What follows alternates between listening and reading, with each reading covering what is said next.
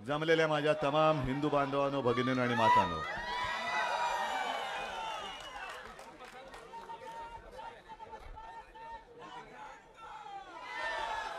मी महाराष्ट्र आता पूर्ण फिरतो आहे, फिरणार आहे. आणि या माझ्या फिरण्यामध्ये मी कोणती यात्रा अथवा मोठा काही दौरा असा आयोजित नाही केलेला आहे. मी या माझ्या कार्यक्रमाला कुटुंब संवाद असं मी म्हणतोय. कुटुंब संवाद, तुम्ही माझे कुटुंबीय आहात आणि त्या कुटुंबियांना भेटण्यासाठी मी आलेलो आहे. एक 2 दिवसापूर्वी रायगडमध्ये होतो. कालपासून सिंधुदुर्गाचा म्हणजे या मतदारसंघाचा दौरा सुरू केला. करता करता आज तुमच्याकडे आलो. याच्यानंतर पुढे चिपळूणमध्ये जायचं आहे. आणि साहजिकच आहे, मध्ये मध्ये जे काही दगडधोंडे येत आहेत त्या दगडधोंड्यांना ओलांडून तर जावंच लागतंय. तुम्हाला भेटण्यापूर्वी मी राजनच्या मतदारसंघात होतो आणि राजनच्या मतदारसंघातून या मतदारसंघात आलोय. म्हणजे एका निष्ठावंताची पाठ थोपटायला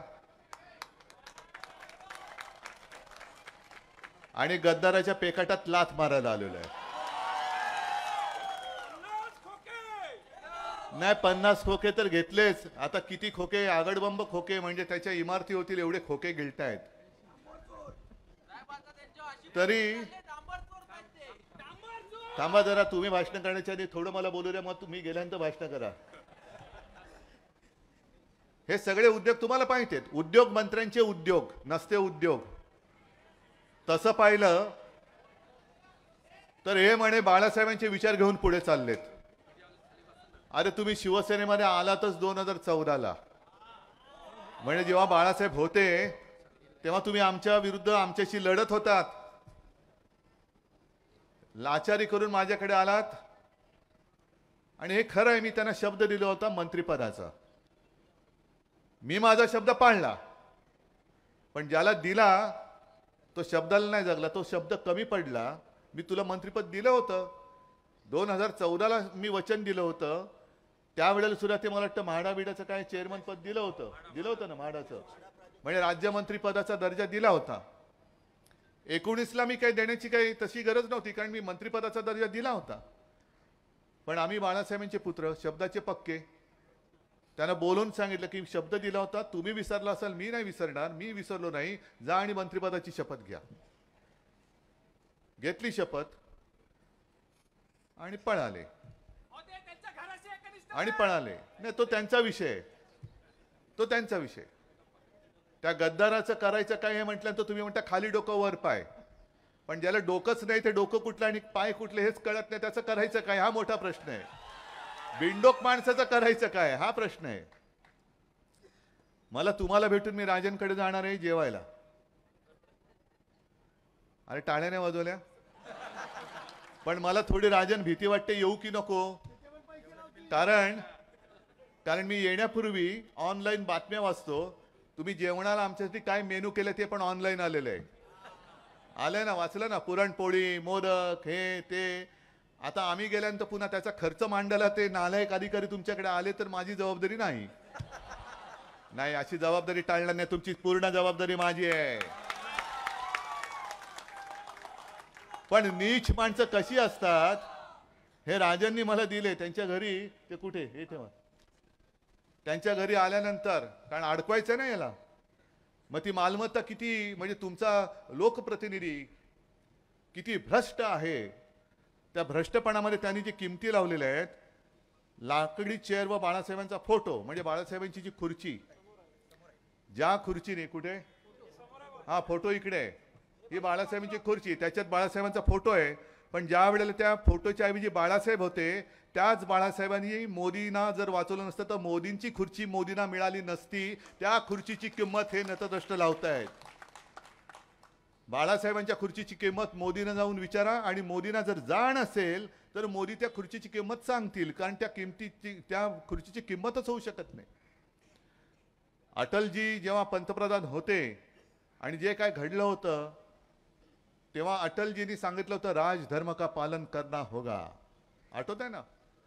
म्हणजे आडवाणी साहेबांना आता भारतरत्न दिलं, नशीब आठवणीत राहिले, नाही तर सगळ्यांना दूर करून मीच एकटा, मी म्हणजेच देश, मी म्हणजे सगळं काही, अशी काही जणांना एक फरफरी आलेली आहे.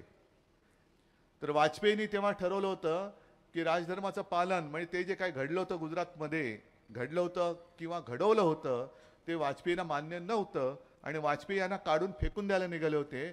तेव्हा त्याच खुर्चीत बसलेल्या शिवसेना प्रमुखांनी, अडवाणींनी सांगितलं होतं की मोदी गया तो गुजरात गया. त्या खुर्चीची तुम्ही किंमत करताय.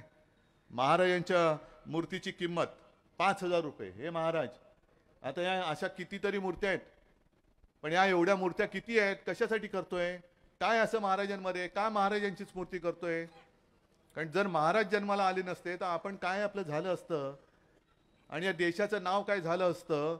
मोदींना राम मंदिर बांधता आलं असतं का? राम मंदिराचं श्रेय जे कोर्टाने निकाल दिल्यामुळे करू शकलेत ते घेतायत, ते घेता आलं असतं का? म्हणजे कोणत्या दिशेने हे महाराष्ट्र नेत आहेत? महाराष्ट्राला डाग लावताय तुम्ही. जसं भास्करराव तुम्ही येताना त्या झेंडे बघितले, तसं मी एक पोस्टर पाहिलं, होर्डिंग, संकल्पपूर्तीचा आनंद आणि राम राज्याचा आरंभ. पाहिलं ना तुम्ही?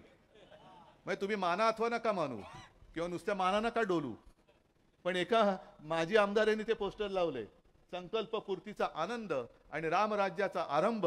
जो रामराज्याचा आरंभ परवा भाजपच्या आमदाराने कल्याणमध्ये करून दाखवला. हे यांचं रामराज्य नाही, तुम्ही म्हणाल तसं मरा राज्य. भर पोलीस स्टेशन मध्ये भाजपचा आमदार जाऊन गोळीबार करतोय. का करावं लागला त्याला गोळीबार? म्हणजे नुसतं कमळाबाई पुढे हे असे हतबल नाही झालेले, पूर्ण संपलेत. म्हणजे आता बीजेपी म्हणजे बाहेरची जनता पार्टी असं त्याचं नाव झालेलं आहे.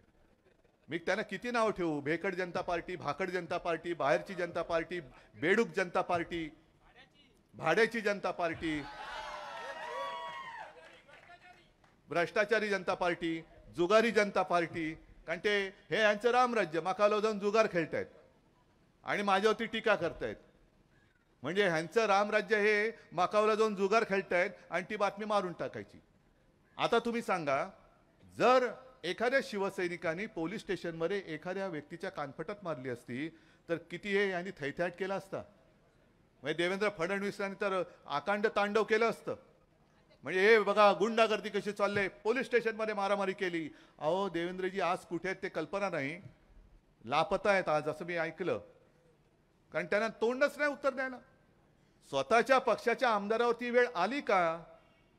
मी त्या गणपत गायकवाडची बाजू घेत नाही, पण त्या गायकवाडचं स्टेटमेंट आहे की त्यांच्या मुलाला भर पोलीस स्टेशनच्या आवारात धक्काबुक्की झाली म्हणून पिसाळून त्यांनी सांगितलं की बाप म्हणून मी ज्यांनी धक्काबुक्की केली त्याला गोळ्या घातल्या, मला पश्चाताप होत नाही. मग एवढी पाळी आली की तुमच्या आमदाराच्या मुलाला पोलीस स्टेशनमध्ये धक्काबुक्की होते तरी पोलीस काही करत नाही आणि भर पोलीस स्टेशनमध्ये पोलीस काही करत नाही म्हणून भाजपच्या आमदाराला ज्यांनी धक्काबुक्की केली असं तो सांगतो त्याला गोळ्या घालावे लागतात. मग भारतीय जनता पक्ष राहिलाय कुठे? शिल्लक आहे कुठे? आज तुम्ही जे आमच्या राजन साळवीच्या घरी सगळी माणसं पाठवतायत, वायकरांच्या घरी पाठवतायत, किशोरीताईच्या पाठवतायत, सूरज चव्हाणला त्यांनी मी अटकेत टाकलेलं आहे. भ्रष्टाचार भ्रष्टाचार भ्रष्टाचार. मग ही जी काय घरामध्ये घुसवून तुम्ही आमच्या शिवाजी महाराजांची किंमत करताय, आमच्या हिंदू हृदय सम्राट शिवसेना प्रमुखांच्या किंमत करताय.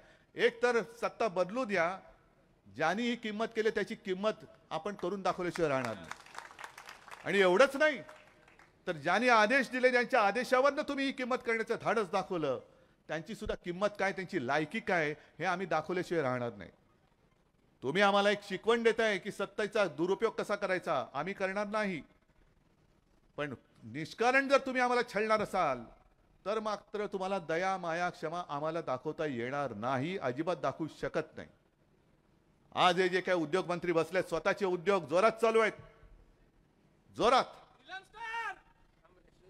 थांबा ना जरा, असं करंट मध्ये मध्ये नका येऊ देऊ. असं एकदम मध्येच लोड शेडिंग होतो, मध्येच करंट येतो, असं नका करू. यांचे उद्योग जोरात सुरू आहेत. पण उद्योग मंत्री झाल्यानंतर किती उद्योग तुम्ही महाराष्ट्रामध्ये आणले? दावोसला गेला होतात, कोण कोण बरोबर होतं त्याची यादी तुम्ही खरं प्रामाणिक असाल तर प्रामाणिकपणाने यादी द्या, कोण कोण बरोबर होते. अगदी खाजगी दौरा होता तरी खाजगी दौऱ्याची खास तुम्हाला का सुटली होती ते सुद्धा सांगा. आणि मग कोणाबरोबर तुम्ही व्यवहार केले, व्यवहार म्हणजे करार केले. तरी नशीब म्हणजे काही कंपन्या ह्या आपल्या इथल्याच होत्या, इथून तिकडे घेऊन गेले आणि तिकडे जाऊन करार केले. मी बघत होतो, कदाचित असूही शकेल लोणावळ्याच्या चिक्कीवाल्याला तिकडे जाऊन चिक्कीचं दुकान थाटू असा करार नाही केला, कारण काही करू शकतात. पण यापूर्वी जे करार आपल्या सरकारने केले होते, महाविकास आघाडीच्या सरकारने, आणि तेव्हा ज्या काही कंपन्या येत होत्या, वेदांत फॉक्सकॉन कुठे गेला? गुजरात. बल्क ड्रग पार्क कुठे गेला? टाटा एअरबस. फिल्मफेअर, क्रिकेटची मॅच, आणि जे आदित्य विचारतो तेच, हे सगळे गद्दार गुजरात. म्हणजे सगळं गुजरातला ओरबाडून नेत आहे. अरे गुजरातच्या चाकरी करणाऱ्या गद्दारांनो, तुम्हाला छत्रपती शिवाजी महाराजांचं नाव घेण्याचा अधिकार नाही.